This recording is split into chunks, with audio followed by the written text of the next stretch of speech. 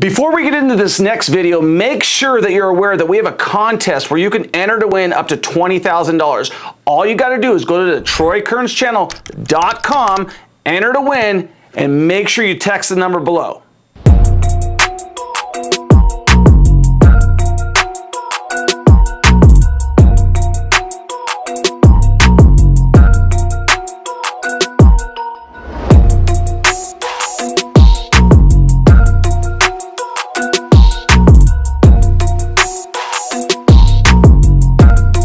Troy Kearns bringing it to you from Las Vegas, and in this next video I'm going to discuss the top real estate scams going on out there and how you can avoid them. We're going to be going through every single scam that's out there on the market right now.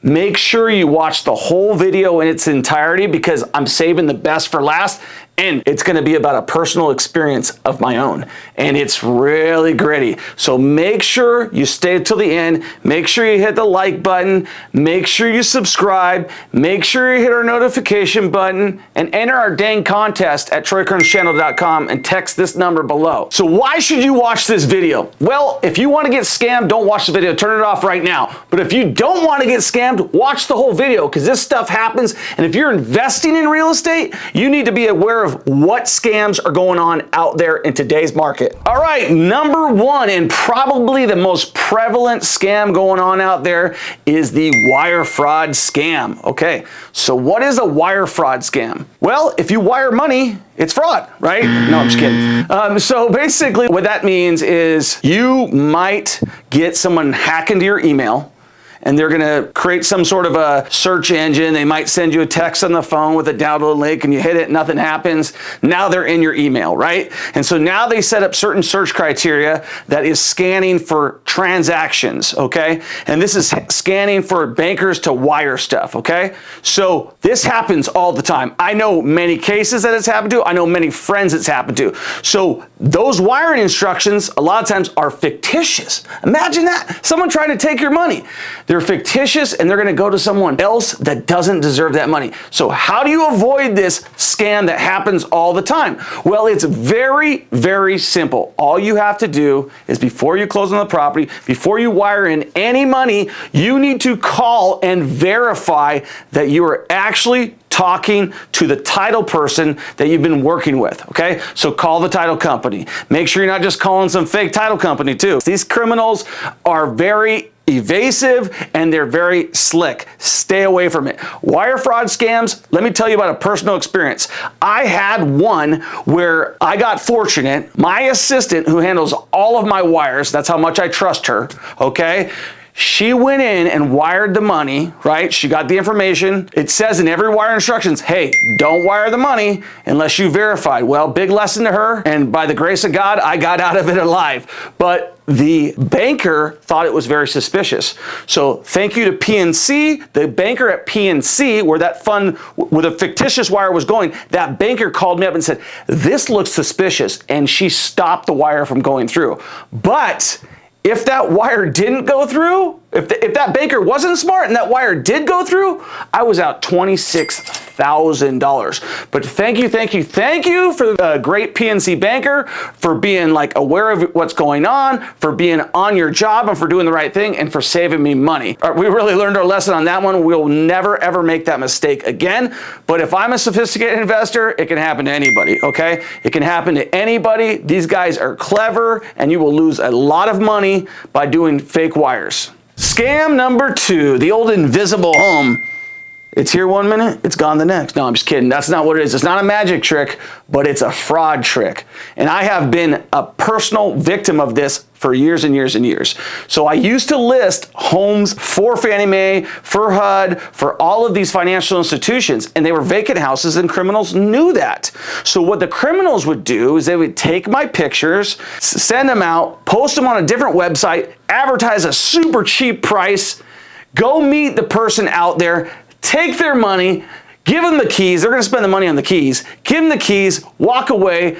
We go in there to list the property, and there's some unsuspecting tenant that doesn't have the right to even be in the property. So I will tell you what's happened to me in ways that I have avoided this. First of all, If you've got like $1 million piece of property and you're like, wow, I can't believe they're renting it for $1,000 a month. By golly, what my luck, and it's advertised to everybody and I got it. Well, just be aware. If it sounds too good to be true, it is, okay? Main reason that people were being caught, in my personal experiences, they would use my name, okay? So this is where I really got pissed. These criminals would use my name, their phone number, and they are kind of over sophisticated for our current criminal system because they're like, well, we can't do it because they're in this state and they're doing it this way. So they know the laws. They know these scams. They learn them in prison. They learn them wherever. They hang out with a bunch of criminals. They'll take your money. They'll take whatever. They have no soul. They'll rent out a house. They'll rent out an apartment to an unsuspecting a single mother with kids. They'll do whatever they want just to take your money. So if the rent's too good to be true, do a Google search. See who actually owns the property, see if you're dealing with the owner, see if it's being dealt with a personal, professional property management company, or see if it's some scammer that's trying to take all your money and screw you over. Because here's what's gonna happen. You're gonna pay, you're gonna move in, and then you're gonna get kicked right out, okay? So that great deal that you thought you were getting, you lose all of your money, you have to move again, and it's a waste of your time, your money, your stress level, all of that. So definitely investigate before you rent out a home that you're actually renting from a person who has the authority to rent it. Now, if you ask these types of questions and they're like, well, get suspicious, then you should be suspicious. All right, scam fraud number 3 is loan flipping. This is where you have a lender who acts as a predator, right? We have lots of good lenders here on all the time, but some lenders will start refinancing you all the time. The minute they can, and there's regulations, I don't know 100% what they are, but they will keep stretching out your loan. What does stretching out your loan mean? Let's say you pay it off for 2 years and they're like, hey, rates dropped by 1/4 point.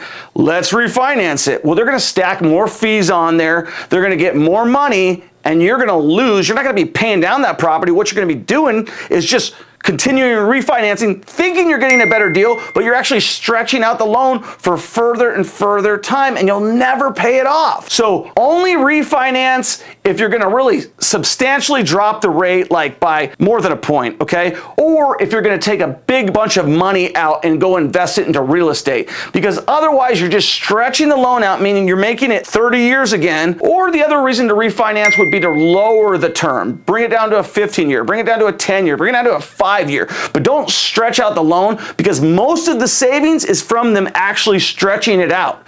You're not saving the money on the interest, you're saving from the money from them amortizing that loan and stretching it out so that the payments are spread over a long period of time. I see lenders do this all the time. Don't let it happen to you. Scam number 4, and probably one of the silliest ones, is the old vacation switcheroo. So what this criminal does, it looks for a person who's going on vacation. Maybe they're telling all their friends, hey, I'm going on to Hawaii for a 3-week vacation. And then what they do is they advertise your property as a furnished rental. And when you get back from vacation, you've got friends in the house. Great, congratulations, but now you got to evict them. Or maybe they even claimed, and this happens a lot of times, that they did get beat out of this money and they're actually scamming you and they just moved into your house, because that's what people do these days. They just don't have respect for other people's crap. So how do you protect yourself on that vacation scam switcheroo? Don't tell nobody you're going out of town.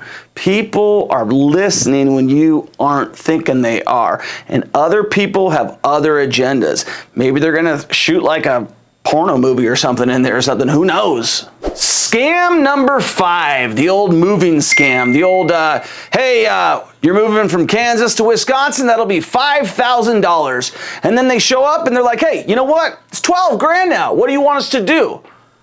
Okay. That is just called the old bait and switch too. So how do you protect yourself from moving companies who scam you? Well, I rely on places like Google reviews, Yelp, and then you're gonna wanna have an in-writing quote that is going to be very specific about what the charges are, how much you can expect. If Bubba comes out to you saying, hey, I can move you for $5,000, it just sounds like too good of a deal because everybody else is quoting you $12,000, $11,000. You've got multiple quotes, which is another good reason to not get scammed. Get multiple quotes. Then you're gonna figure out, well, why is this guy the cheapest and everybody else is the same? He's a scammer.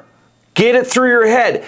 The best price that everybody else is not going for is the reason why he's scamming you. So protect yourself by working with reputable moving companies. There's a ton of them out there. Don't work with fly-by-night operators who just go out of business. They're open one day, they're gone the next. They don't care. Their money situation becomes your money situation. Because they can't manage their money, they're after yours. Stay away from these scammers. My favorite scam, and it's coming up, number 6, is the fake guru. And I'm not talking about myself. I am the real deal. I'm talking about some of the guys out there that purport to be something that they're not, okay? Like if they're bragging more than they're showing, then there's a problem. A lot of guys back up what they're saying. I know guys who, I didn't get it in the beginning, that guys who actually put out how much they make. That's credibility, right? But make sure it's backed up.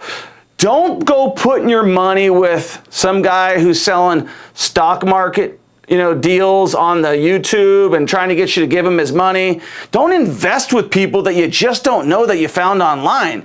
Invest with people that have earned your trust. First of all, there's a lot of reasons that you would want to invest with a guru, but it's for the right reasons, not the wrong reasons. A lot of fake gurus, they're after your money and they want you to give them your money, and they're smarter than a lot of these guys. They build your trust, they take your money, you're out of money, and they're in jail, but they still got your money, and that's what you don't want. Eventually, this whole house of cards comes crumbling down. They get caught. They're on American greed. The whole story goes on. That's the end of the day. All these guys eventually get locked up, but you don't need to go through the aggravation of dealing with any of these scammers if you just watch this freaking video and watch it all the way to the end and understand that we're bringing you real content that applies to things that you're dealing with every day. That's why you owe us a subscribe. That's why you owe us a notification button. That's why you owe us a like button. That's why you need to share this with your friends. Get it out and let them know that we're bringing it to you real. We're not candy coating anything. I'm a real guy. I never came out with nothing. I didn't have a silver spoon in my mouth. I had nothing, okay?